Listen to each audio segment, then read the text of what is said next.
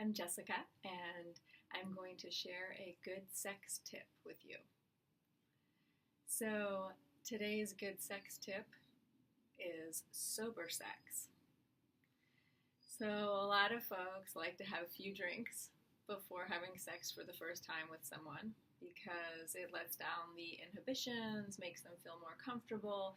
They're thinking less about the way their body looks, the way they wish it looked, and they're able to just let go. Now, that keeps you from really being present for the experience. This isn't to say you can't have a few drinks and still be present and mindful while having sex. But when it's a habit, when it's something you need, when it's the only way you can have good sex, that starts to be a problem. A problem in so much as you're not really there for the sex. So sex is always better when you're really there for it. When you're really present to the sensations and the sounds and the smells and the tastes. When you're really there, experiencing sex moment by moment. So I recommend trying sober sex. For me, that was not an option in the past. So many years ago, before I got into meditation and before I got into mindful sex, I was very much attached to using alcohol to help me to let go, help me to enjoy sex more, help me to be able to ask for what I wanted without feeling embarrassed. And so I really used alcohol to help me have sex. So later in life, when I started to practice meditation and I started to really want to be present for my experiences, and I really wanted to be here now, I realized that sober sex needed to be the only kind of sex I had. So in the beginning, it was really awkward. It felt really uncomfortable and embarrassing and very awkward. And I missed my good friend alcohol, who made it all feel so much more fun and so much easier. But that got me to thinking, why is it necessary for me to have this thing to feel okay connecting with another human in this beautiful, intimate way? And so I needed to sit with that.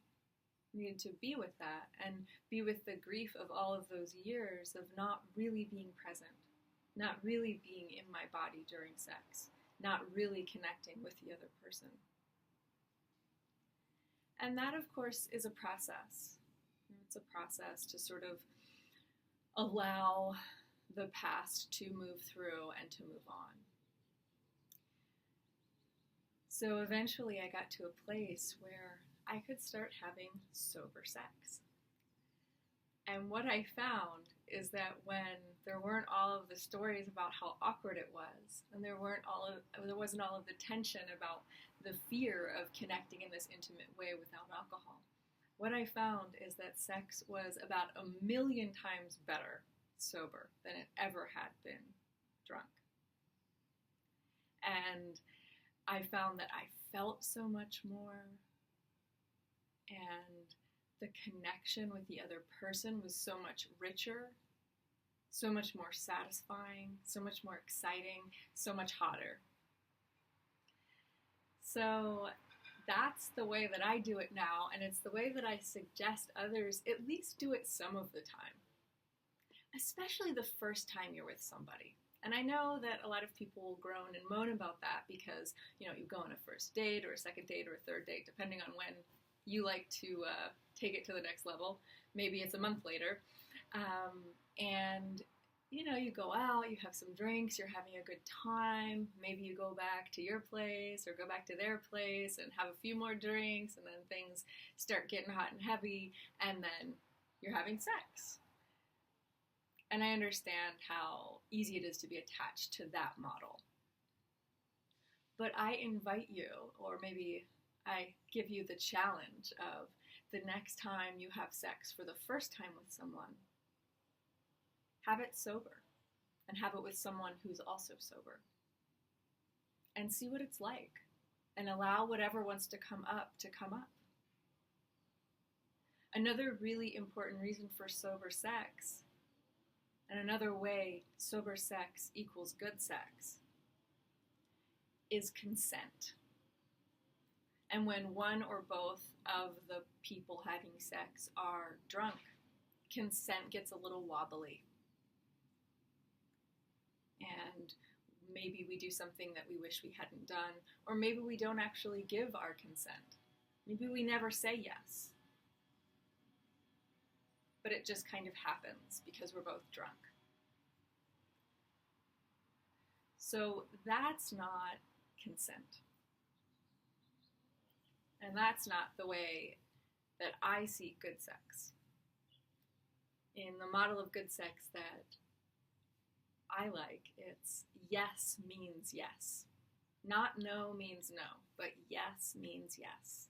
So it's an enthusiastic and very clear yes. And it's harder to have that enthusiastic and clear yes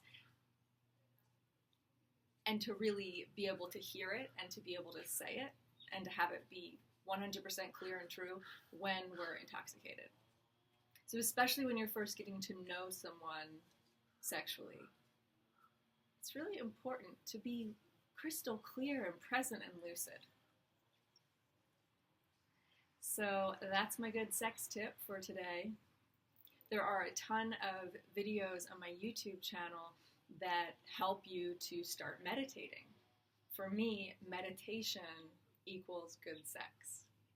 Meditation is what led me to a kind of sex life I could only imagine before. I couldn't imagine, actually.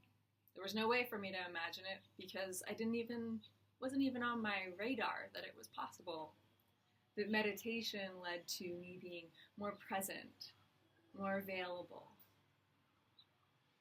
more capable of intimacy and connection with other people. And so that equaled out to really good sex.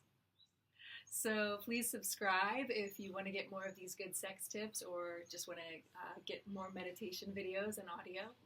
And if you'd like, you can visit my website, meditationwithjessica.com. And there is a link for my mailing list. And if you'd like to join my mailing list, I will be sending out announcements when my book from Parallax Press comes out in the spring of 2017. The book is called Good Sex, Getting Off Without Checking Out, and it's full of good sex tips. So I hope you'll join me for that through my mailing list, and you can also contact me through my website or here through YouTube if you have any questions about this talk or any questions about meditation or good sex. Thanks so much.